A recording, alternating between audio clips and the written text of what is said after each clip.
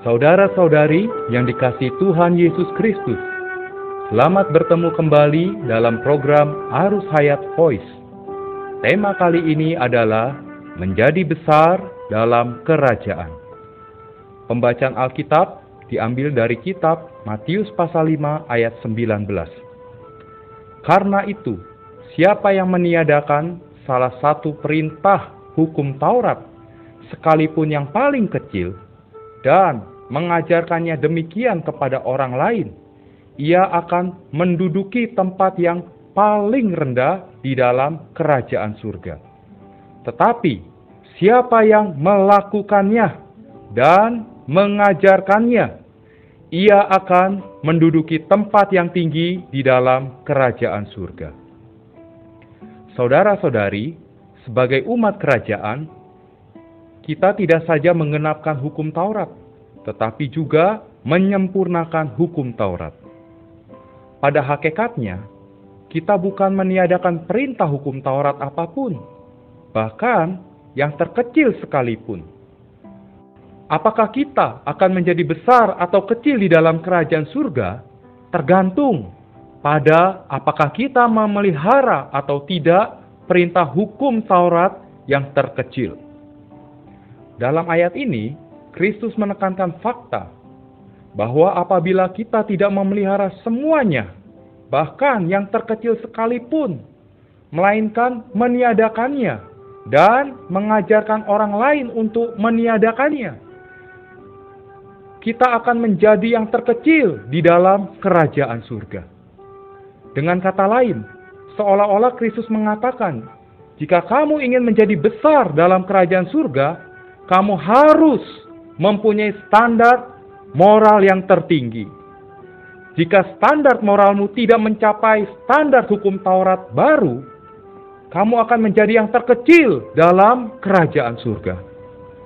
Tidak ada moral orang lain yang setinggi moral umat kerajaan.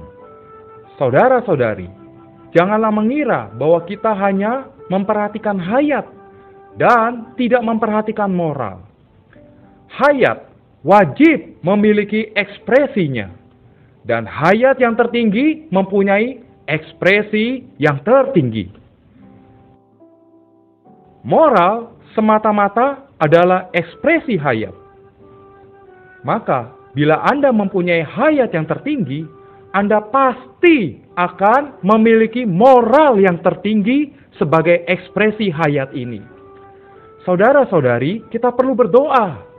Tuhan, berilah aku ekspresi hayat yang tertinggi. Berilah aku moral dengan taraf yang tertinggi. Tuhan, kami bukan saja orang bermoral, tetapi juga umat kerajaan. Saudara-saudari, karena standar kerajaan lebih tinggi daripada standar moral, maka kita harus melakukannya lebih banyak daripada sekedar melakukan standar hukum Taurat yang lama. Menurut standar moral, kita tidak boleh melakukan pembunuhan atau perzinahan. Jika kita menjauhkan diri dari pembunuhan dan perzinahan, kita adalah orang bermoral.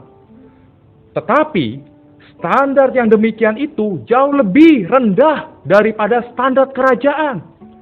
Menurut standar kerajaan surga, kita tidak boleh marah terhadap saudara kita, atau memandang seorang perempuan serta menginginkannya. Ini bukan standar moral, melainkan standar kerajaan surga, yang jauh lebih tinggi daripada standar moral. Standar moral mengatakan, mata ganti mata, dan gigi ganti gigi.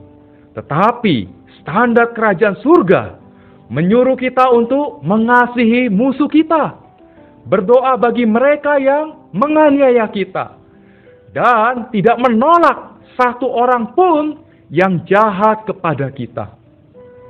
Jika seorang menampar pipi kananmu, berilah juga pipi kirimu.